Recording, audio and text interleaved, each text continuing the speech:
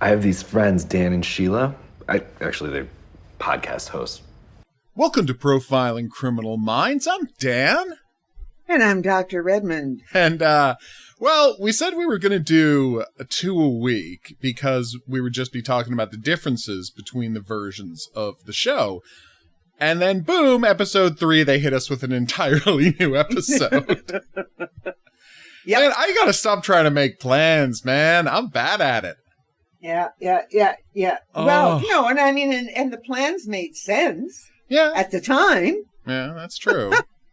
But this episode was, well, it's what I said to you yesterday. I said, I don't want to do another one. No, that is the correct response after watching this episode of television. Oh my. Can we take a break from the concept of television after watching this? Oh, jeez. Wow. I thought it was a brilliant episode. It's really well done. And there are comparisons we will be able to make with the American version of this. Yeah. I also know why the American version did not do this. Yeah, you couldn't. You couldn't do this. No, just full stop. You couldn't do this. And there's no easy corollary in American culture to the stuff going on in this episode. Right? There's just no easy. Oh my God. I'm not going to say that the show is villainizing immigration, but a couple of killer immigrants this week, or monstrous immigrants this week, did not make me super happy. But I understand why the story is telling what it's telling, and it was a hot button issue, especially at the time, the aftermath of the Balkan War, right? And the show is about how growing up in trauma breaks you and can turn you into a monster. So, I understand completely why they did what they did, but it did make me happy to watch it. It was It's rough. Horrendous. It was when you get, and I mean, I'm sorry. I sort of suspected who the killer was maybe about halfway through, but I couldn't be sure because there was no context to explain exactly what their actions were. Yeah. And how it would be. It was only when you got 3/4 of the way through, you had a limited pool of suspects as the killer. I know. And then it becomes sort of clearer. Well, we still don't know the reason really. Yeah. When it becomes clear that it has, but we'll get to that when we get along. But it wasn't the fact that it was just horrendous episodes, which is why you get then a couple of different things going on in the American one. Yeah. To replace it, right? Absolutely. Yeah. And we get, I know. I know. I'm right there with you. And of course, we get the backstory about the doctor's brother, which is important. Which is and that's closed off here. Yeah, we get the backstory. We get more of the backstory of her backstory. Yep. This is a pivotal episode. This is a key episode in terms of, so this normally would have been episode 5, which makes sense. Yeah. That you would have that as your pivotal episode. They did in the American one as well. Mm-hmm. Yeah, where so Souvenirs was the turning point. Yeah. But this one is just so, its focus is different. Yeah. When we're comparing these two, the cop, the Chloe Sevigny character, yeah, right, it's a different approach.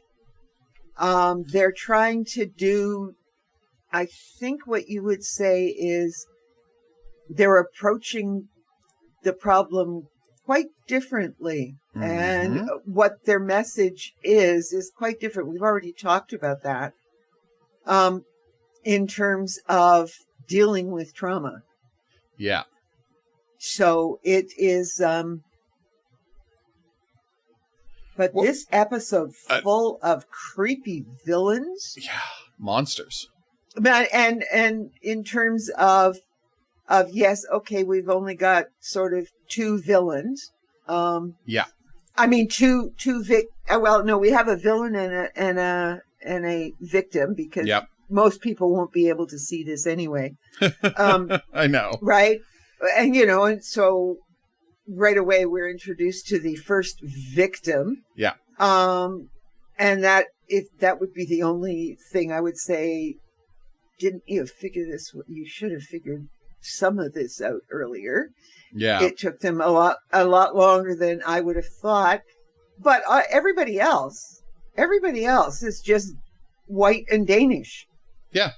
Like all the other villains, all the other people, all the other rapists, the pedophiles, everything, everybody it takes place in a prison. Yes. We have to tell you this right from the beginning. And you might be wondering, and this is something I kind of liked about the episode, is like, it's one of those situations where, and you understand why people do this in real life, and you understand why the show does it just for the narrative purposes. But if somebody gets murdered in a prison during lockdown, it's probably a guard. Like, it's probably a guard that did it. Yeah, except that the reason that you can't think that it's a guard that did it, or you are not sure that it's a guard that did it. Yeah, you can't be sure. Is because the chief warder, opens up.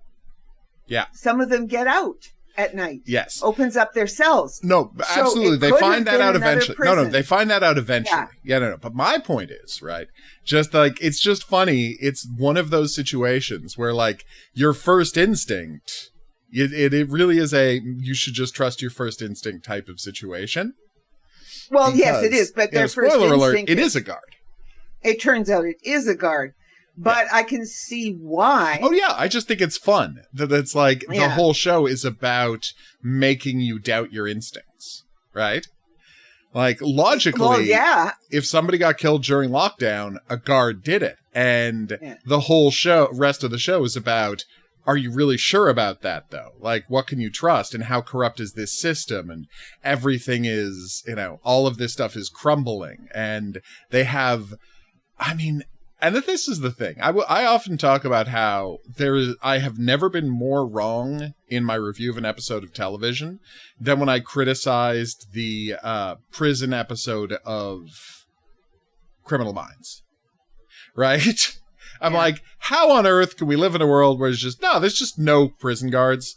The prisoners just are running around, not doing whatever they want, but, largely unsupervised. Nobody works there. It's just a complete disaster. And then, I would go on to find out that, no, Criminal Minds, it's exaggerated, but it's also fundamentally accurate in its presentation of how criminals are run in America. It is just a disaster down there, right? Yeah. Prisons are completely are basically, no one sees anything. Right. No one is marketing. Drugs are everywhere. There is no training necessary to become a police officer, like a prison guard. That prison guard. That was just when they start going into the prison guards, and it's like, oh yeah, they're all petty criminals. Some of them are, not all of them, but they've all got sheets. They've all got sheets. And they're prison guards. Yeah, they've all got sheets because who wants to do that job? That's the thing. Yeah. That's the commentary that the show is making. That it's like, it's this job that we as a society deem necessary. And I'm not going to debate that point, but it's like, it's the worst paid job.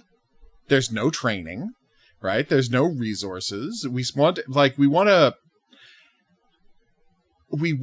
the minute someone has been convicted of a crime, and honestly, especially in America, even before they're convicted of a crime, people just want to not have to think about criminals anymore, and they want them to just go away, right? Mm-hmm. And the thing that entails is, well, then how do we have a conversation about prison reform?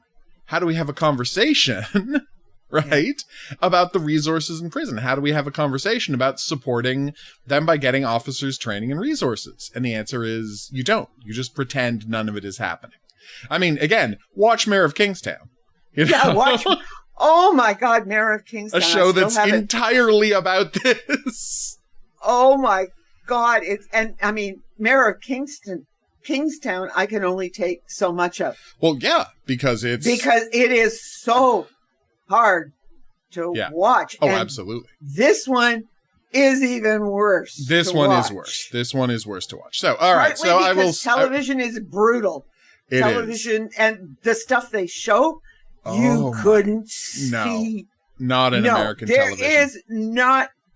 I don't even think you would see this on cable. No, they just full stop wouldn't show it. No, there was no way. No, absolutely. You're completely right to point that out. Oh my God. The first thing you see. It's literally the first thing you see. Yeah, they walk it. It opens up with them walking into the prison. Yeah. And because there's been a murder, it turns out. Mm-hmm. And then you see who's been murdered. Yeah. This guy, he was called Kaba. He's a black guy. He's 19 years old. 18 years old. Yeah, almost 18. Yeah, and they go out of their way to say that he has been, he immigrated from Africa.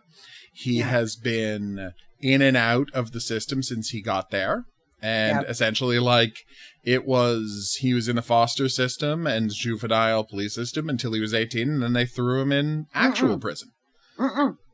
Because he's not 18, and that's key. You're right. That is key to what happens later on. Yes, you're right. Because it's key to the way our Chloe Sevigny character behaves. Yes. He was going to turn 18 in a couple of months. But yes. Okay, and just remember that 18 is the norm for being an adult. Yeah, but he was treated like an adult and thrown in prison. Yeah, and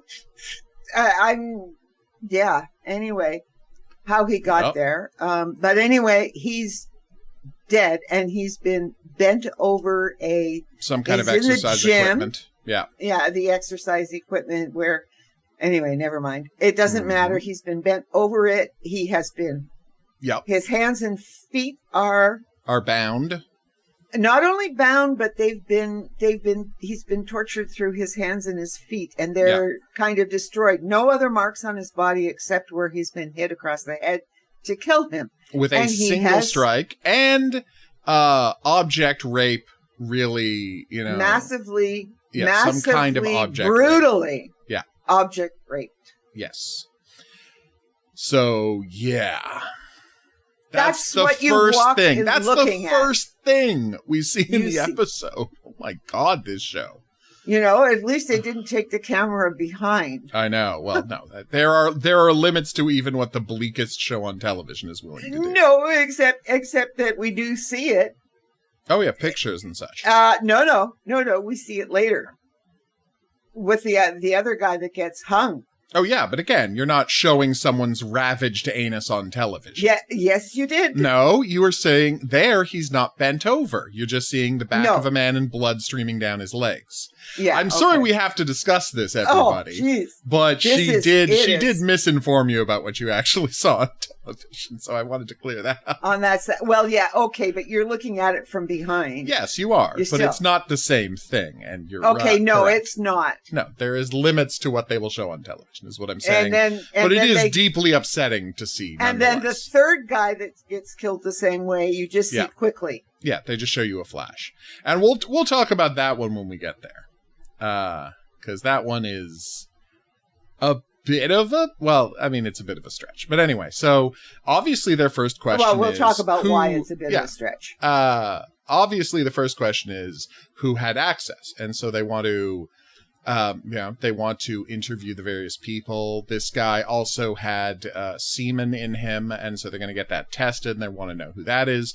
And so they find out that this guy, Kaba... Well, let's... Yeah, I was just going to say, he was frequently used sexually by other prisoners for money and food.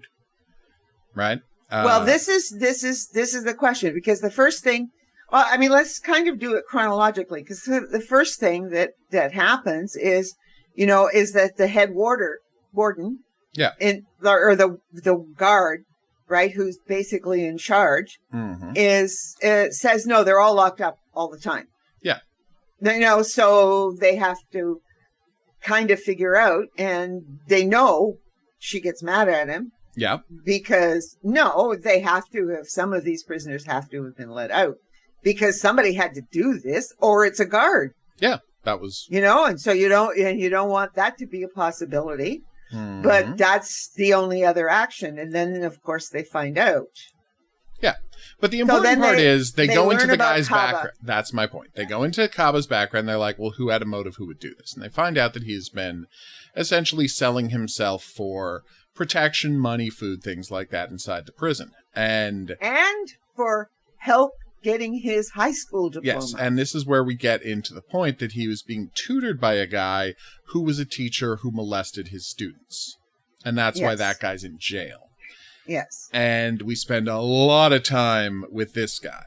Really, because he's the obvious suspect. He's the most obvious suspect because he was literally the one whose DNA gets matched to the semen in the guy. Yeah. But the problem is, right, he is fundamentally, of the kind of rapists there are, he's the one who imagines he is in a relationship with his victim. Yes. And weirdly, that is the least likely to be violent of the kinds of rapists. Yes. That's what... Yeah, he thinks they're in love. Yes. And other people think that, and he doesn't want him to sell himself to anybody else. Exactly. But because they bring him in right away, and they start, and this is where Chloe, the Chloe character, I'll just call her the Chloe character. The Chloe character, yes. Katrina. Yeah. It's really weird how they pronounce her name periodically. It's either Katrina or Katrina. They pronounce the E as an A sometimes, and sometimes they don't. But anyway, I don't know, consistency. But what happens is she's laying into this guy. Yeah. She's ripping him apart all the time and talking about how he's, this is a child she's abused and he's abusing, right? And this business of his being 17... Yeah. Right. Is why I insisted he's not 18, he's 17. Yeah. Because at 18, he would have been an adult. And she's just raging at him. And so our psychiatrist, our psychologist pulls Thomas. her out along with her boss. Not Lars Mikkelsen, who's the captain, but her immediate boss. Supervisor. Her supervisor. Her supervisor, right? Molbeck. And the psychologist just goes, no, look, you can't keep talking to him. What are you doing? We need to get information out of this guy. And you're just attacking him. Let me go in. And no, she can keep. Well, okay. So then Molbeck, her supervisor, is supposed to talk. She can't keep from yelling and screaming at him. Yep. And he starts to cry and he says, you got to help me. You got to put me in isolation. Yeah. Because they're going to kill me. She's screaming at him and no, he raped this kid and blah, blah, blah, blah, blah. And the important part is when they came to get him for the interview, he was already being beaten up by the other prisoners. Because they think he did it. Yeah. And, of course, they find out that the police find out, of course, that some of the prisoners are unlocked at night. Yeah. And then there's the Martin character. Oh, Martin. Runs the prison. Oof. He's the guy that runs the prison. Yep. But it is... and you hear the guard saying, well, yeah, okay, so we do let them, but if we don't give them privileges, well, what can we take away from them? Yeah. When they're, we have to have some things that we can take away from them, etc. And, it is. And it's, I see the logic there, which is these guys are, it's they're there for, it's Corridor 3. They are rapists and murderers. Yeah. And he's like, if I don't give them any perks, how would I ever be able, how can you threaten someone who has nothing to lose? Yeah. And I like, you understand his logic because this is a monstrously inhumane system. Like, here's a tiny room to sit in. You're going to be in it for the rest of your life. You know, like, it is monstrously inhumane.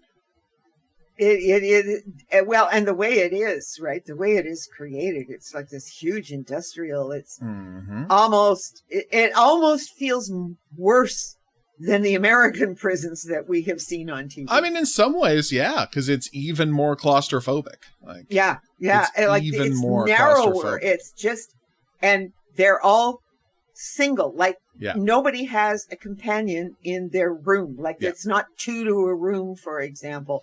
It's just 1. And that means the rooms are smaller and they're concrete. Tiny. They're closet sized. Like, it's shocking how small they are.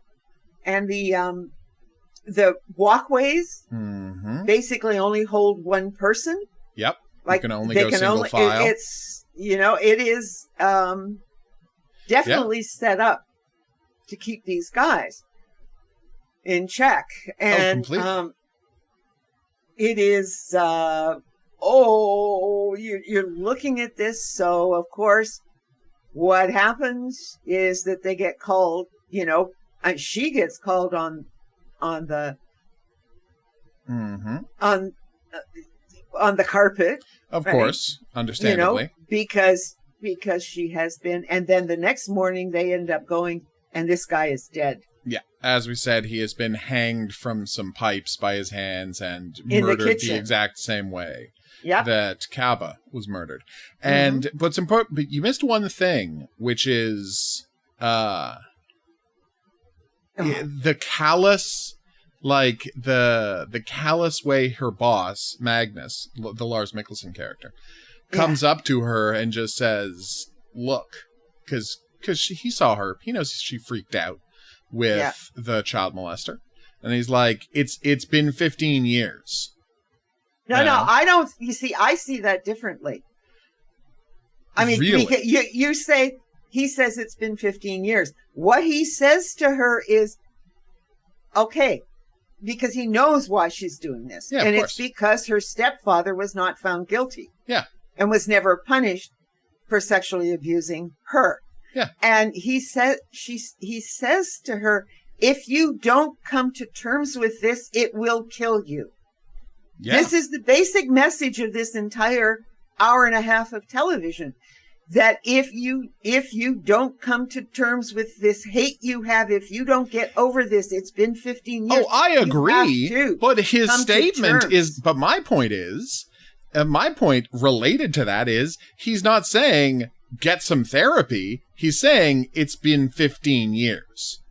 No, but he does say you have to come to terms with this. You have to get help. Yes. He does say help. Now, he doesn't mandate it. No, he doesn't mandate it. And he needs to mandate it, given her attitudes. No, yes. But that's my point. That's why it seems cold to me, because, like, he's literally, you don't need to, like, if you're talking about you need help, you don't say, it's been 15 years, it shouldn't still be bothering you. You should just be focused. That's the implication. That is the implication. What he says is you can't do your job if you don't come to terms with this. Yeah, and I'm saying that's a clear implication when he brings up how long it's been. Anyway. Well, yes, but he also says, he said, I know. Yeah. But he looks at her and he said, there isn't a cop in this place that hasn't come to it because of some kind of trauma. Yeah. And again, that's a nice clue for where we're going with the entire episode, with the rest of that story involving the actual killer. So now they've got 2 bodies, and as I say, that's kind of freaky. Oh, I'd say that's very freaky.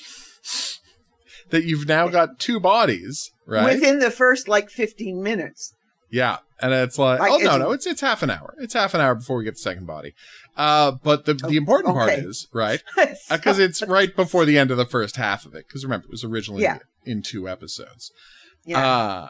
And the thing that I found I was about to say funny, but not funny about it, but right?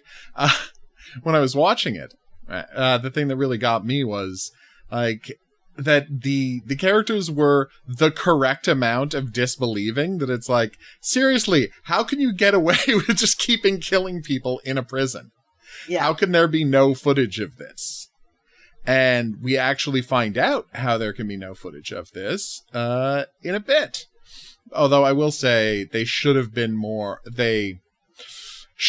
aggressive in questioning where the video footage was. But the problem is, and this is just a narrative thing, if you start because you have to go through, he's killed in the kitchen. It's not like he's killed in a thing that's just, like, that's a restricted part of the area. There's no reason for anyone to be there at night. You have to go through, like, locked doors to get there. And the question becomes, well, was there no video footage? But no one ever talks about the video footage. We see the video footage because of an important scene that's coming up, but nobody actually talks about Nobody actually talks about the video footage. And I think that's important, because it does seem like we were missing something there. But the problem is, if you find out that there was no video footage, then you ask, okay, I don't care how many keys you have. I don't care how many permissions you have as a prisoner. Anyone who can turn off the video cameras, right, is in a position of authority. Yep. And it's as simple as that. And that is, of course, where the story is going, but they have the characters not bring that up specifically to surprise the audience, and I think it's a bit of a cheat. Well, I thought all the time that, well, why aren't they talking about this more clearly? Where's the video footage here, guys? Yeah. Now, what happened? Yeah. And even if they ask, they'll find out. Because what's going to happen is you're right. They're going to find out that, well, there is no, basically there isn't much in the way of video footage, because, the head guard turns it on and off whenever he feels like it. But anyway. Yep. So this is where they get into the guy who runs things. And we start talking about Martin. And Martin, yes. He's the prisoner. He's been there for years. Yeah.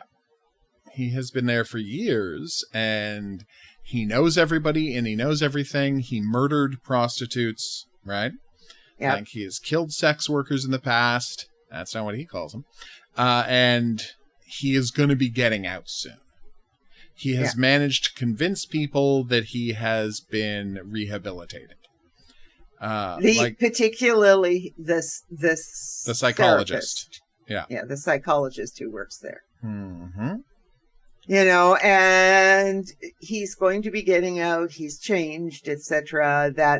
But you watch him, right? And he watches everything, and you can see that he controls everyone. Everybody looks to him.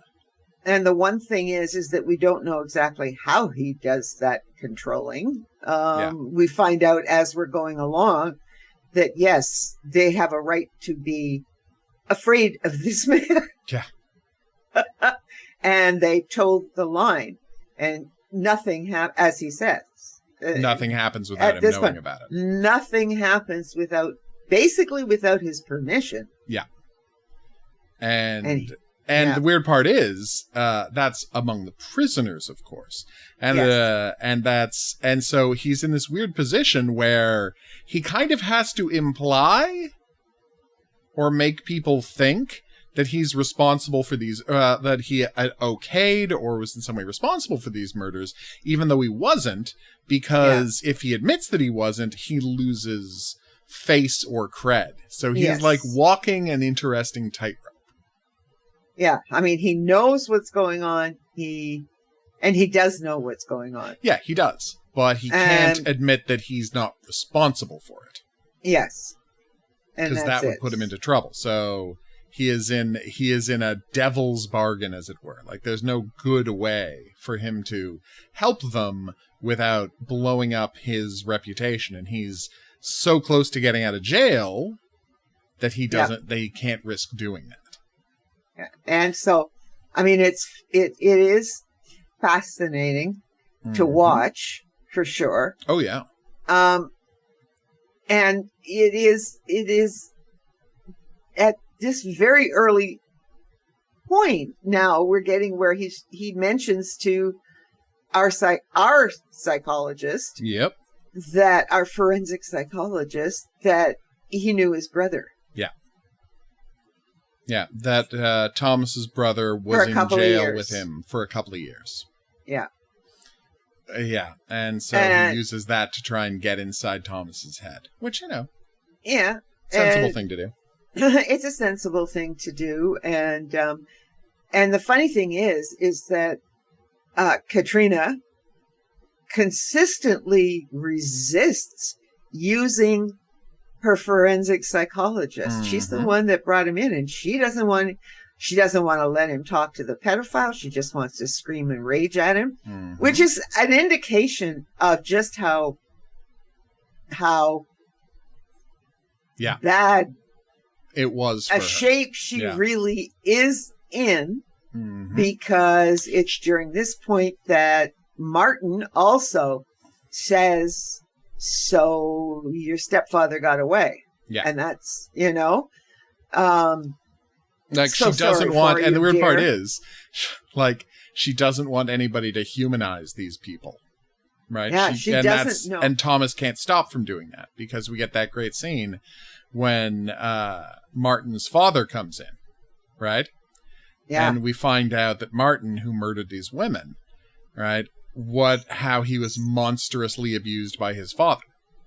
And, and he's like, had the foster system come and grabbed Martin when he was a kid, none of this wouldn't have happened. And her reaction, of course, is just, great, get weepy for murderers. I'm going to go do my job.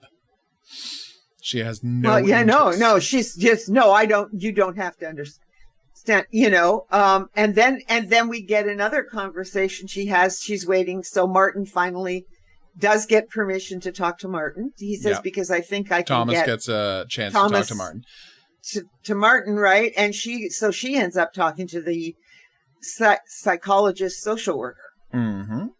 Right? And so the social worker, of course, knows who she is and says how sorry she is for the situation with her stepfather. Yep. And explain, and she asks kind of questions, but, she says, well, you have to understand them because all of them have been abused one way or another. And she said, and so, of course, our Katrina goes, our heroine here goes, yeah, and then you got to forgive him. She says, no, you don't have to forgive. No. But you have to understand. Yeah. You have to know where this came from. You have to know where this came from. That doesn't mean you ever have to forgive. You never have to forgive. This is immaterial. But you have to understand it. And it is, and at the same time, it is just amazing how it is a case of Katrina being so blinded by her unresolved rage at what happened with her stepfather and the whole process. It's not, it wasn't just what he did to her, and we get some idea it was a hell of a lot worse than because of Martin, because Martin knows all sorts of things for whatever reason. He manages to find stuff out. Yep. But it's the fact that he was never charged, I guess, not even charged with it. Yeah. And so she has been left with it completely unresolved. Yeah, and she's never sought to resolve it. And Martin can play on that because Martin doesn't know the details. Martin doesn't know. Unlike with Thomas, Martin has met his brother and spent a couple of years in the same prison with his brother. I mean, think about 3 years, from 90 to 93 or 91 something to like 93, that, something like that. And so that's a different thing.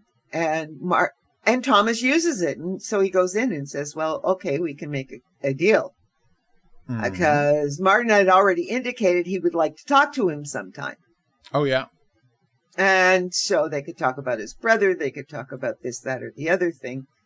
And it's very good. I mean, Thomas doesn't have, that he's got an issue about his brother. We do find out what that is, after he's sitting and he looks at his brother's report, and we see that he's been taken away from the family when he was 15. He's been in trouble. And he killed himself when he killed himself back in 96. Yeah, in prison. And so he's been dead for 15 years at this point.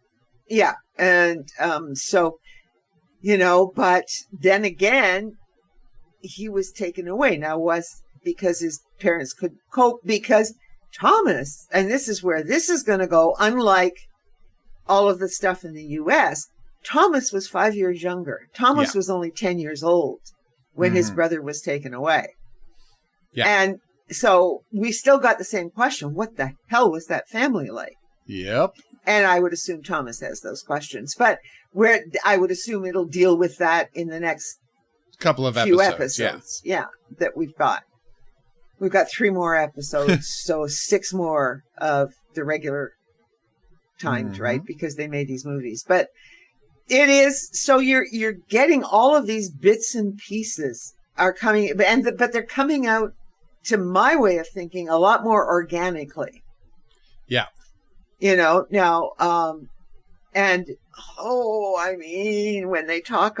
Martin talks about Thomas's brother, and but he killed himself like a man does, Yeah. He's just right up the vein, right? Well, and I mean, unlike women. Well, because he's specifically talking about how he had noticed that Katrine has the famous slashes on her own wrist.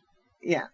Right. Well, it's actually higher than the wrist. Oh, higher. She's got them on their arms, right? Yeah, on the arms. So he's drawing a comparison between them. Yeah. Right, because we established that later on. So it's a nice touch what they do there. And the key part is, so they have to get a pass for Martin to come out of jail to get this information about it. And Katrine goes to see the psychologist, and then this is where we find out about the turning off the camera, because she's going to walk through on her own. Right? Because the head guard says, there's nobody to see. And so he turns off the light, and he turns off the cameras, not the light, turns off the camera and lets her walk out, and she hears some shuffling, and she finds out that one of the prisoners, right, has been brutally beaten by somebody. And this is the key part. On him, they find a pass key. Yeah. To the prison. So no matter who was let in or out, theoretically, like, this guy's a pass key, meaning you can just go wherever. Yeah. And I got to say that, really opens up, right? It really opens up their suspect list. Yep. Like, it really does. They're in this weird situation where, okay, well, where on earth, right? First of all, where did he get the pass key? Where did he get the pass key? They find it in his cell. Yeah. And he's just been beaten up. He hasn't been killed or anything. He's just been beaten up. And we suspect it's Max, because Max was in another room a little ways away, and he was, doing one of his drug things. Yes. Max is a character we haven't talked about yet. He's a drug dealer in the prison. Yeah. He's the prison's drug dealer. Yeah. And he's a rapist. And he's a rapist, and not a murderer, but a really bad guy. And we see that he's got a knife. And in fact, we assume he's the one who beat up this guy, because we see him creeping around, and we're like, is he there to ambush Katrine? Yeah, that's what you're afraid of. It's what it looks like. Yeah. But that is not what happens. No. And the weird part is, like, maybe he was there to ambush Katrine because of information we find out later on. Yeah, but it turns out that he beat up this other guy who makes noises. Yeah, Stig. His name is Stig. Yeah. And who gets beaten up, and he's making noises, and so there's nothing Max can do to Katrina. Mm-hmm. Right? Because she's found Stig, and she calls Stig. And he doesn't have permission to call Stig, as we would find out later. Yeah, and so she calls for help, and then and this is how they find out about the key. And Now things are getting really tense because so they go back. And the prison is starting to get really a mess. Unbelievably tense. I mean, there's this wonderful scene where they're, searching the place, right? They're searching the place again, try to look for any clues. And you've got all of the prisoners, slamming on their doors simultaneously because the whole prison is on lockdown while they're doing this investigation. Yeah. Right, so and they all want out. I think completely understandably. So yeah, it's a nice scene. It's very tense. It's very well done. Then we get to oh my god, sorry, just this part of the episode. Basically, it's like everybody's getting ready to leave. Coming in to visit. It's the next day. They're coming in to visit, and. Oh my god, this episode. Stig's wife has come in to bring him. She's pregnant. She's coming to visit him, and she's brought him a bunch of tobacco. Yeah. And as a way to, and the weird part is, they say about Stig, like, he's literally here on a minor drug charge. Why has he been put in with all of these guys? Yep. Right? Why has he been put in with all of these psychos? Which is a really good question, Yep. So Stig essentially, the head guard takes all of the tobacco that he has been sent and just throws it all on the ground, assuming it's full of contraband. And then he, demands that Stig bend over so he can search to make sure he hasn't stuffed any drugs, up his rectum. And then Stig just says, no, you've got no control. Like, the prison is out of control. Yeah. And so he's just like, no, you can't make me do this. And he hits the head guard. Yeah. And Max sees this and he's like, oh, great, perfect. Here's my opportunity to cause a fuss. Yep. And he pulls out his knife. He does save the head guard. Oh, he does save the head guard, right? But, yes. But the female guard comes up. Yes. And they start beating on Stig. And that's when Max pulls the knife and puts it to the throat of the female guard. He stabs her and he drags her off. And then they go back into the jail, right? The cell area, dragging the head guard and the female guard with them, right? To use essentially as leverage of some kind. We don't know exactly what they want yet. And so we get an incredibly tense scene where, all right, this woman is bleeding to death, the guard, and they will only, oh god, I'm blanking. They will only allow, like, they pull the female guard. Just wants to send said she's bleeding. Yeah, Moldek just wants to send in the SWAT team is the important part. Yeah. Right, and Thomas says, let me try, and I've got this kind of... No, you're missing... Oh, please. Okay, no, you're missing a key segment. Yeah. Right? Before, because we see it before, because back at the police station, they say, well, who's there? And Katrina's there by herself. But the girl is bleeding. Yeah. And so and they think she might be dying. Katrina says she needs, wait a minute. Yeah, and she to be bandaged, and only Katrina can go and do it. I was going to get to that. Yes. Oh, yeah, but right. this is... But no, that is right before. Really, you're absolutely right. Right before. And so Katrina is allowed in to bandage and take care of this girl. But now they've got a new hostage. Yeah, and they've got another hostage, and you see Martin, so Max wants to rape her because you have also forgotten the fact that she went and beat up Max. Yeah, to find out about where the key came from.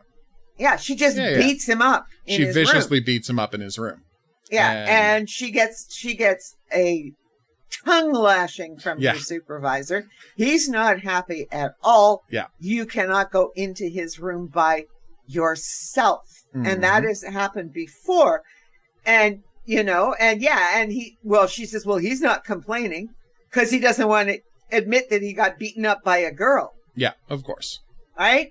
And it is very different than what the U.S. Katrina completely does, right? Oh, it just is just so different that she's just, there is so much anger that is externalized. And we do get that discussion with the psychologist too, eventually. Mhm. But that is externalized. She just beats people up. Well, no, and I mean that's an interesting part, and it's and a thing that I thought was really interesting within that. And you're right, we shouldn't have skipped over the beating up of because that's Max. key to why Max is going to attack her later to even the score because he was humiliated by her. The thing that I found so fascinating was though that we've got this sequence with the guard, right, where the guard how quick they are to like use these prison guards' complete antipathy towards their prisoners, right, for their own benefit, because the guard is just happy to look the other way while Max gets brutally beaten up by her. Yep. I just thought that was a nice touch, that she's like, they're there criticizing these guards being terrible at their job, yet the minute they want to beat up a prisoner, they're only too happy to have the guards step out and leave them alone with the prisoner. So it's just like, no. We're all down with the same dehumanization of these people. Yeah. Like, we've all signed off on this in a very creepy way. I really liked that element. And it's something that happens in a blink. But, so, now Katrine has been kidnapped, and Max obviously Molbeck... And Martin has, and so Stig has got the other woman with the knife, with the scissors to her throat. But Martin is just making nods to people to Max so Max takes away Katrina into his room and he's going to rape her. Yeah, and we see Martin give the nod to this, and this is the key part.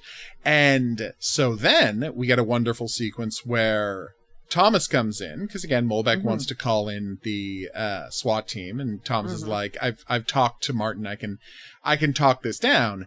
And he ends up talking Stieg out of, like, it's just like, you haven't committed any serious crimes. You can just let this guard go and this will all be forgotten, right? Everybody let this go. Only Max is the problem. You've got a child, Stig. Yeah, you've got a child on the way.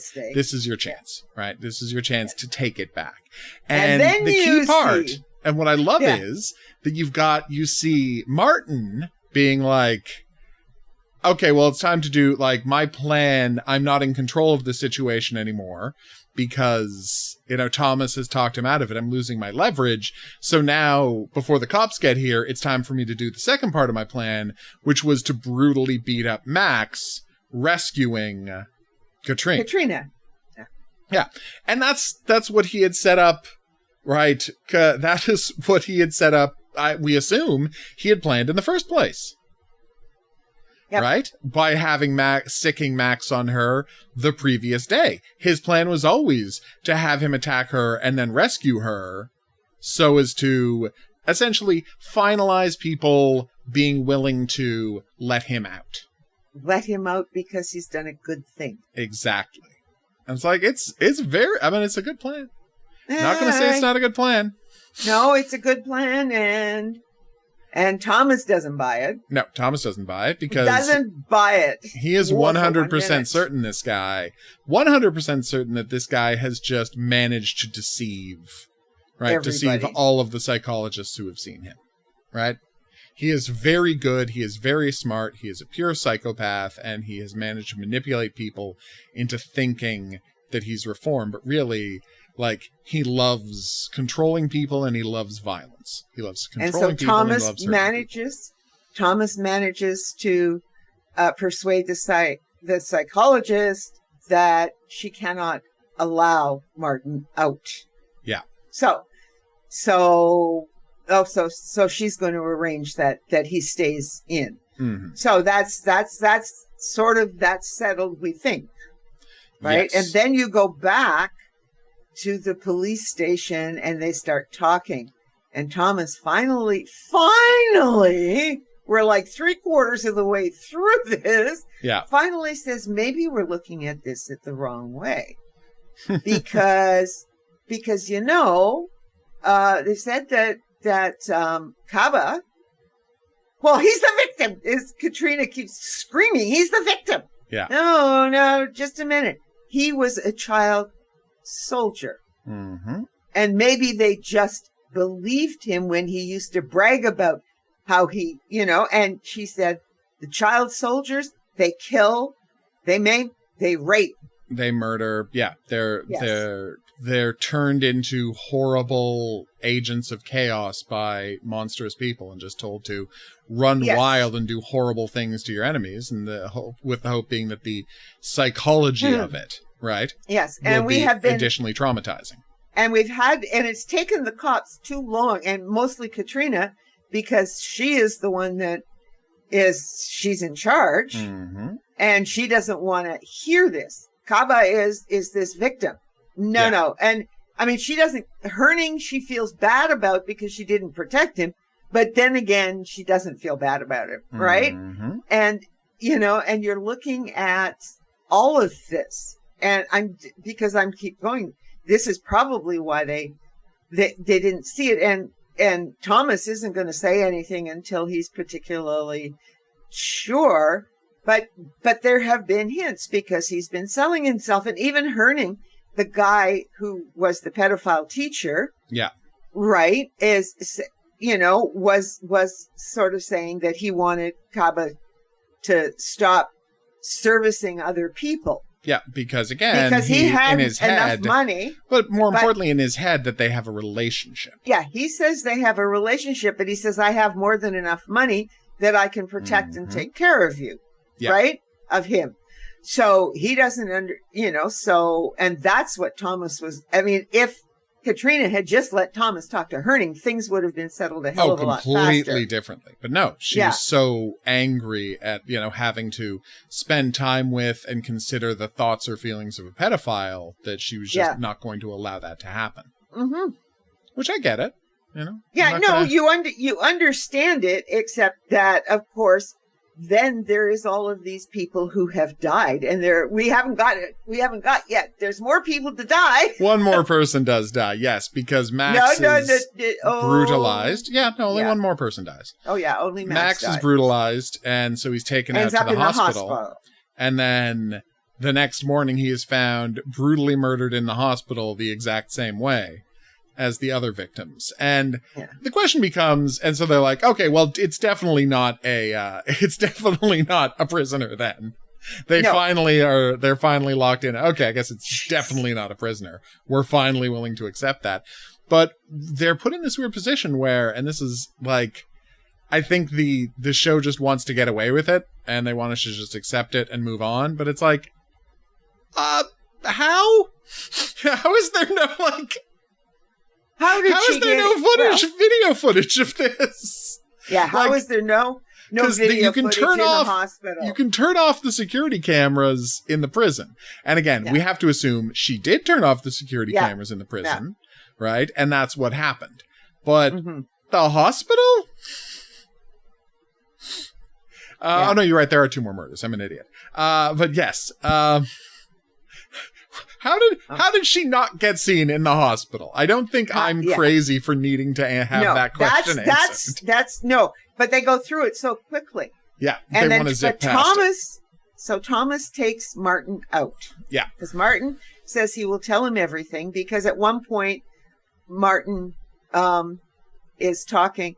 This is earlier on. We've sort of skipped it, but he talks to him and then so Thomas looks at Martin and says, well, you haven't given me anything, so he's leaving. And so then Martin gives him something and he takes him out. Mm-hmm. And this is where Martin says a lot of this is about revenge. Mm-hmm. And what else? Revenge and justice. Yeah. Right? That's what these murders are about, our revenge and justice. And, someone believes that they are punishing people for their sins. For their sins, exactly. Yeah. And, but he still doesn't tell who it is. No. And he sure as hell knows. Of course, there's only one person, like, it can be logically, right? And Martin knows that. He definitely knows who's doing it, but he doesn't tell. No. But he does give Thomas enough clues to be able to figure it out. Oh, yeah. And then Thomas is sitting back. They're all doing other things, but Thomas sits back and then calls in the guards because they've got all the guard stuff. And then then they start talking about this female guard because Mhm. we spoiler alert, there's a female guard. Yeah, we've been mentioning And her. Jasmina, and she's the one who almost got stabbed to death. almost got stabbed to death. So you don't really think it's going to be her. But it turns out she was massively gang raped Yeah. in Bosnia, Mm-hmm. and she's allowed to become a prison guard, right? And she is the person who is the go-between for the therapist. And then the funny thing is, and Jasmina has talked to, this is the funny, because we did see this. So you can see, Jasmina, so he's going, it's got to be Jasmina. Yeah. But you have seen Katrina with Lars Mikkelsen, her captain, and Katrina is talking, right? Talk about the blinkers. Yep. That Katrina had. I mean, it's all her blinkers that have caused so much of this mess. And she says something about, and well, no. And the psychotherapist says that, no, they never talked about sex in the therapy sessions. Yeah. And Lars Mikkelsen just looks at her and says, she's doing group therapy and private therapy sessions with rapists, sex offenders and rapists, and they don't talk about sex. Are you clueless? He just looks at Katrina. Are you out of your mind? You're going to believe that. Why would you believe that? Yeah, it's a good question. Well, of course. I mean, it's, they're in there for sex offenders and nobody talks about sex. It's impossible. It's impossible, right? Yeah. But this is Katrina's blinkers that have brought it this far, because if she hadn't had those blinkers, she would have been not so... She was insistent on seeing Kaba as only a victim. Yeah. She was insistent on not helping the pedophile who knew what was going on. He probably had some idea who had killed. Some suspicion, I think. Some suspicion. And he knew he was next on the list. Yeah. He had a pretty good suspicion that he would be next on the list, or... It's at least a possibility. Close to it. Yeah. But yeah, she had only seen Kaba as this victim. Yeah, and so, because he was only 17, so he was still a child, right? Yeah, but no, like whoever is doing these murders saw him as just as much of a monster as her other victims. Yeah. Because he had, again, constantly telling war stories and bragging about all of the sexual assaults he had committed. And spoiler alert, it was a bunch of young soldiers who raped her. So she took that really personally, quite understandably. And once she had killed this one military rapist, it got away from her, basically. Yeah. She couldn't stop herself from trying to get rid of all of the rapists she possibly could. But then Thomas. Yeah. Okay. Thomas finds out that she has been pregnant and lost the baby. Mm-hmm. And then he's looking at more of her stuff and he's going, oh shit. He's figured out it's her. Yeah. And he can't get everybody to the prison to stop her. And we see her walking in to the psychologist and she's threatening the psychologist. And the psychologist says, well, and Martin is not going to be leaving. And Jasmina says, no, I didn't tell anybody. So he's gone. Yep. And we see him leaving in a car. Mm-hmm. And she kills the therapist because the therapist has also been aiding and abetting all of these horrible men. Yeah. So she kills the therapist. Mm-hmm. Right? She's her response is basically that you're the one giving these men a pass. You're the one who allows them to go on committing these horrible acts. So you deserve the same punishment they got. Yep. Oh. And then by the time everybody gets to the prison, Martin is gone. Mm-hmm. And so is Jasmina. Yeah.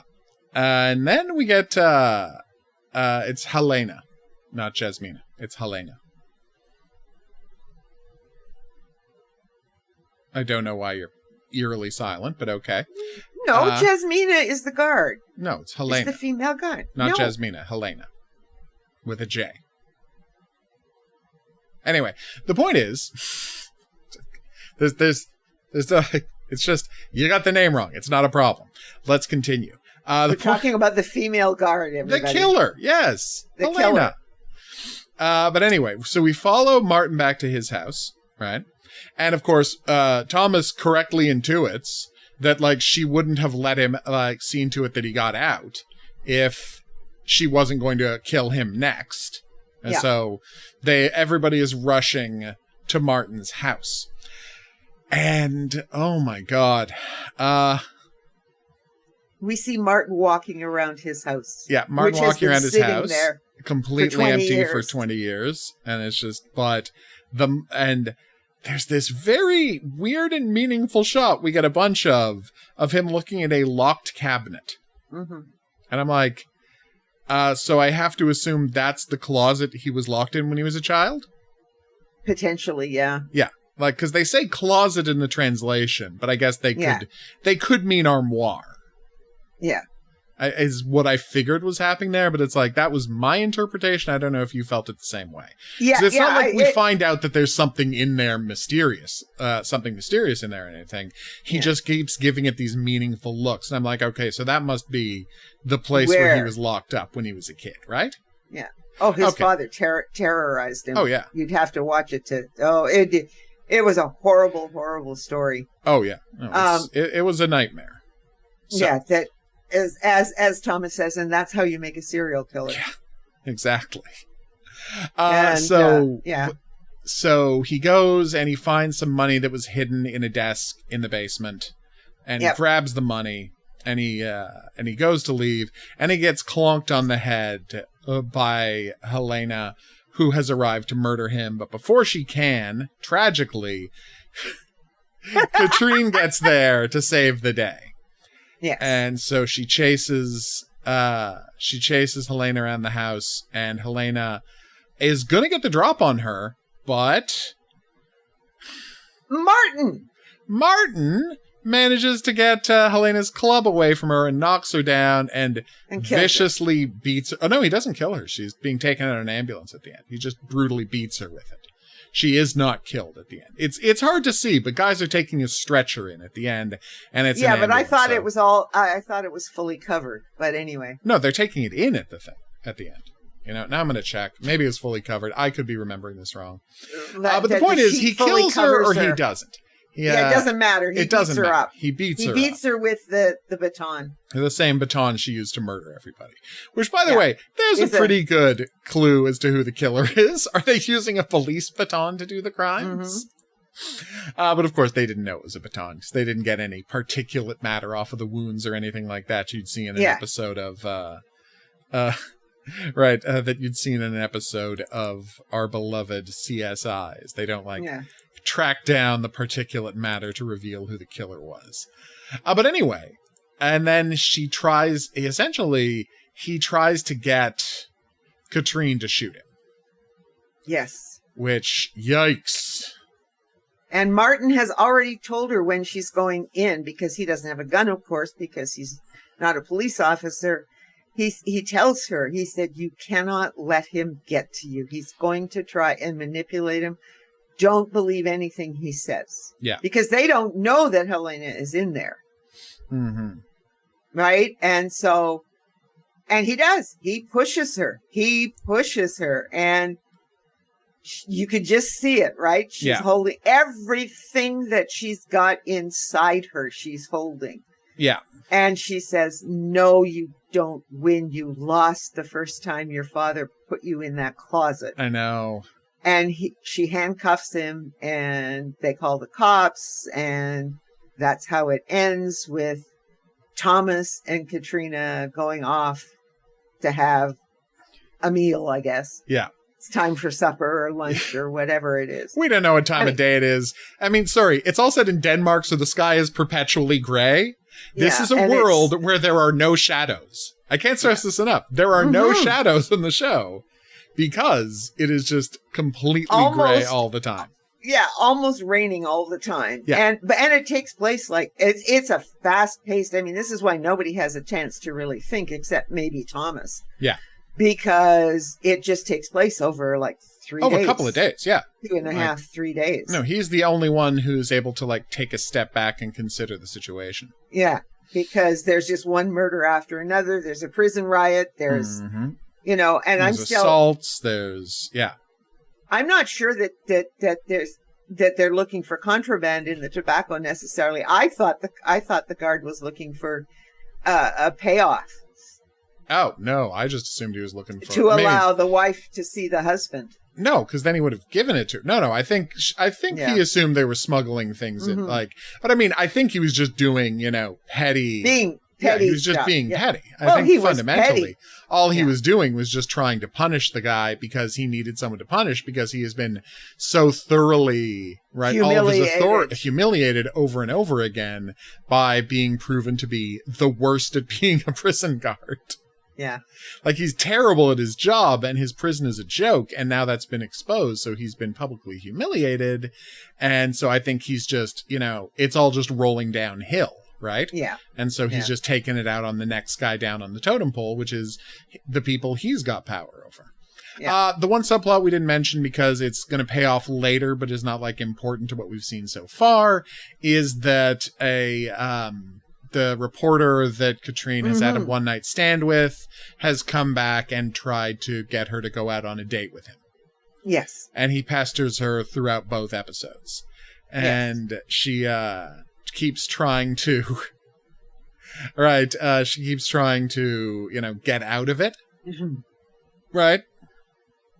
Right, yes. She keeps trying to get out of it and making excuses, but she obviously does want to see the guy, but she knows she shouldn't, because this is the storyline of her and the married guy from the American show, but it's a very different version. But this guy isn't married. This guy's just a reporter. Yeah, this guy's just a reporter. But it's the same basic story, except here she's not the aggressor, basically. Yeah, and ultimately neither is he. So it's just fine. Like, they don't have that kind of a relationship. I mean, the Katrina character is different. Oh, I think it is very different. For sure. And, there is the same underlying problem of self-harm and unresolved rage. And, but it's just different.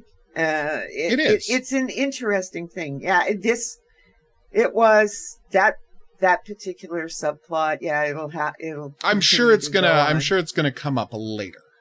Yeah. And I'm sure it's going to be important later, but for right now, we've just got... Because she's going to blow something else again. Yeah. Because what this is watching her, not dealing with this issue and whether or not whatever's going to happen with her stepfather, because it doesn't seem to be an important part. You knew almost right away with Chloe that there was something wrong, whereas the first thing that happens in the first episode is her, considering killing this man in his sleep. So whereas here, it's just this background, she's haunted by this abuse that everyone knows she suffered. Yeah, like everyone knows but it was a public thing, but the man was never jailed. And it's just, this horrible thing in her background rather than this ongoing mystery as it was in the American version. Yeah, and why they didn't give her... Oh, never mind. We'll talk about the therapy issue later on. Yeah, I mean, I'm sure we're once again going to come out on the side of therapy quite openly when we get to the end of this show. That things would have been a lot better had she gotten some therapy. But also... Well, yeah, because this episode is for sure her behavior led to more deaths than needed to be because she was so blinkered. Exactly. Because of what happened to her in her childhood. Yeah, she could only see this black and white, there are victimizers and there are victims. And and you can't... it's way more complicated than that, because sometimes people who get victimized are some real bad people. Yep. It's just not that simple. Yeah. So, and really well done. Yeah, it was really well done. It was just, I wasn't going to watch another episode. I completely understand that. And I am interested to find out what next week's episode is. Will we get another, look? Will we get another, one that was remade? Or is it going to be another wholly original episode? We'll find out, and we'll be back to report on it on you. For you. With you? To you? To you? Yes. However you want to structure report. that sentence to improve my fumbling of it, be my guest. All right. So for now, though, if you have any questions, if you have any comments, if there's any profiling-related fiction you'd like us to check out, drop us a line at profilingcriminalminds@gmail.com. We would love to hear from you. As always, be sure to rate, review, and subscribe if you're listening to this on an app or podcatcher especially, or, YouTube, good place to watch these things, I hear. I'm on YouTube a lot, is why I bring that up. Yep. So I'm going to encourage you to do that. We will see you back here next week for more Those Who Kill, the Danish original version. The Danish version, the original version. But until then, we'll say that's right. Au revoir. And have a good week.